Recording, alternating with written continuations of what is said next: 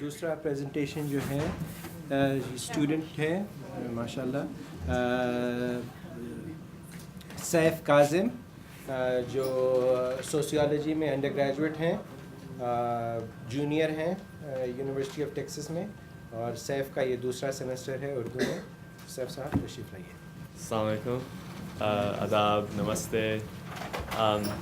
The title of my presentation is it's called Bicycles and Beloveds, the Concept of Waseela in Manto's Tapish Kashmiri. So I'm focusing mainly on the story Tapish Kashmiri, and so I'll spend a little bit of time sort of summarizing the story or talking about the plot, so please bear with me while I do that. Manto's story Tapish Kashmiri is named after the main character Tapish, who is a poet based in Lahore who also spent some time in Bombay. The story is told through the eyes of a narrator, a friend of Tapish, who recalls various incidents that together paint a picture of this eccentric yet strangely enthralling character. Tapish's name invokes a type of duality that is present in his personality. Tapish Kashmiri, Tapish meaning heat, and Kashmir invoking images of the cold wintry climate. Like his name, Tapish is at times a passionate and hopeless romantic, and at other times attempts to be a detached intellectual. One day he proclaims that relations between men and women are just unnatural and don't make sense, and the next day he is pursuing his young fiancée hopelessly while she elopes with a young pahalwan. The idea of wasila, which can be translated as a means or intermediary or intercessor, can be found throughout the cultural tradition. A wasila can be an item, an action, or a person that functions as a means of approaching and connecting with one's beloved.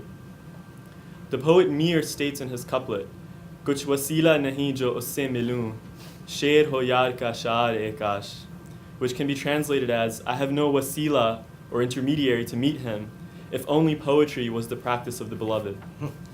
Here Mir realizes that the beloved is not someone you can approach according to your own whims, rather the right means must be used.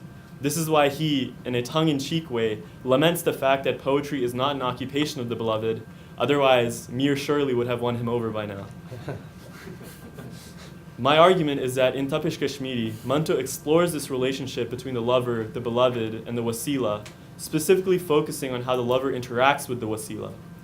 The relationships central to the story that demonstrate this interaction are the relationships between Tapish and the Lahori boy, and between Tapish and his fiancée. Through the focus on interacting with intermediaries, the character of Tapish Kashmiri gains depth and earns the reader's sympathies. Tapish's love for a Lahori boy is how we are introduced to his eccentricity. The narrator tells us that this was a purely Aflatuni or Platonic sort of love.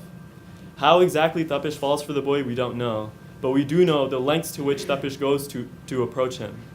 Tapish, hearing that the boy prays regularly, starts waking up at 3 a.m, going to the masjid in the bitter cold, sweeping the floors, and then giving the call to prayer and leading the prayer, much to the dismay of the resident mullah. Having the boy pray behind him gives Tapish a ruhani masarat, or a very spiritual pleasure. This matter continues for some time. The incident with the bicycle is even more telling. One day the boy's bicycle stops working.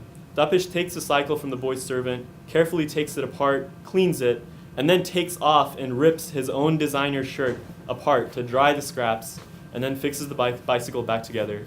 He returns it to the servant, asking him not to mention the incident to the boy. In both of these cases, Tapish does not directly interact with his beloved. Rather, he as a lover focuses all his energies into these peripheral endeavors, cleaning the masjid, fixing the bicycle. This brings him pleasure even though there is no union with his beloved. These actions and objects are clear examples of wasila or wasail, intermediaries, things that are sought for the sake of another. Manto is thus framing this relationship with an emphasis on the wasila, or the intermediary. Tapish's next attempt at love is with a girl, whose name the narrator does not remember. In the story, this affair is revealed all of a sudden, much to the narrator's surprise. There doesn't seem to be much of a romantic relationship at all, as far as we can tell.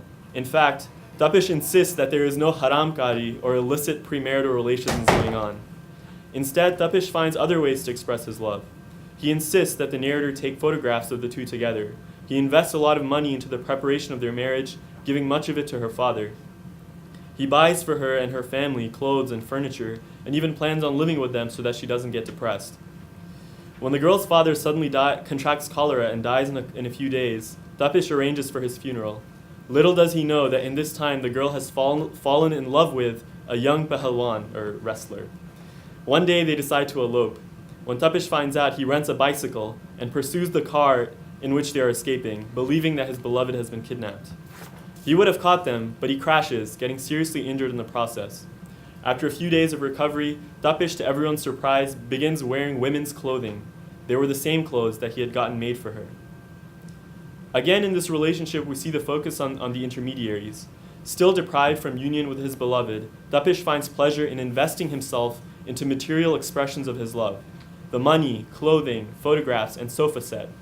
The fact that these are all very material means is striking. In fact, this emphasis on the material is evident even in Tapish's earlier relationships. He had been previously married, but that relationship meant nothing to him.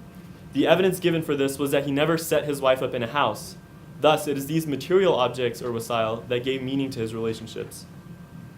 I also want to note specifically the recurring symbol of the bicycle. Bicycles are not a particularly glorified means of transportation. They are generally not too flashy and quite utilitarian.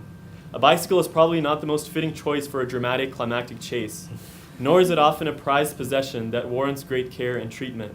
Yet Manto makes this simple object of a bicycle come alive in the hands of Tapish when it becomes, for example, the classic Bollywood motorbike with which one chases after their beloved, or a powerful expression of love when it is carefully taken apart, cleaned and fixed, and put back together. There is an element of beauty to the simplicity embodied by the bicycle here. As pointed out in Sahir's poem Taj Mahal, who needs to build a monument to show their love when devotion can be expressed through just an ordinary bicycle? The bicycle brings forth and reflects the passionate side of Tapish, a character we don't just find eccentric and unrelatable, but also desirous, heartfelt, and almost tragic. The clothes that he invests into as a means of pleasing his beloved are all he has left once she leaves. The donning of his beloved's clothing at the end of the story, then, could be Tapish's only way to attempt union. If not union, then at the very least, a continued reminder and a relic of his failed relationship and his lost beloved. This desire to embrace and continue the torment, rather than to move past it, can be found in a verse of Ghalib's, Yaar se chhed chali jaye asad, gar nahi wasal to hasrat hi sahi. Here this would be read as, let the teasing and frustration with the beloved keep going, Asad. If there isn't union, then at least there can be longing and grief. There is also much more that can be said about the narrator's relationship to Tapish. In many ways, Tapish himself is a beloved, sought out by the narrator. This idea of love and waseela then could be operating on several levels in the story and between multiple characters. The narrator is constantly concerned for Tapish, giving him a place to stay, trying to nurse him back to health, and putting up with his eccentricities as he cycles through love interests. Despite all this, he didn't even know Tapish's real name. Tapish Kashmiri kafi tha, he says. Manto's Tapish Kashmiri cycles into our imagination with his unique approach and devotion. In developing this character, Manto is drawing on the often poetic themes of love, waseela, loss, and union, and that is what makes this character so appealing. Thank you.